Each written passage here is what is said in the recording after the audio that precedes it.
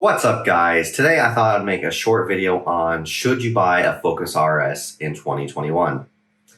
To keep it short, I think unless you really want this car, like it's a car you've been thinking about for a long time, you should wait to buy it.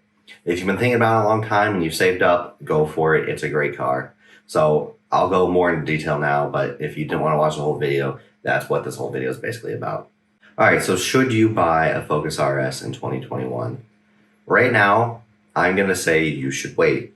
The prices are up because the used car market's up and because the car isn't being produced anymore. So there's a limited number of them. Right now, you can get a Focus RS anywhere between $30,000 and $40,000. But I personally believe you should only be buying a Focus RS for around the low 30s at most. But right now, to get a clean one, not a lot of miles, you're looking at mid-30s, even high 30s. Unless you go to a dealer, then you're looking at the 40s. And I think that is way too much for this car. I do believe the price will go down in the coming year or two, but I don't think it'll go down to as low as they used to be. Right when I started looking, they were in the mid to high 20s, and I don't think they'll go down that much ever again. If you know for a fact that you want a Focus RS, I would say jump on it because I could be completely wrong and they could go up in price since they're not making them anymore. But I truly believe they'll go down a little bit, just not much. So if you're on the fence about it, I suggest waiting. The prices are, like I said, are a little high and I just can't justify that much for the Focus RS. I love the car. It's a great car. I just don't think it's a $40,000 car anymore. You could go the route of buying a rebuilt title car or purchasing a wrecked one and rebuilding yourself. Those are viable options, and I personally have had 2 rebuilt cars. So if you know what you're looking for, then I don't have any problem with buying a rebuilt title car. But if you don't know what you're looking for, I would stay away from it unless you know someone that could come with you and check it out. All right, so now that you're certain that you want to buy a Focus RS, I will go over a few things you should look for.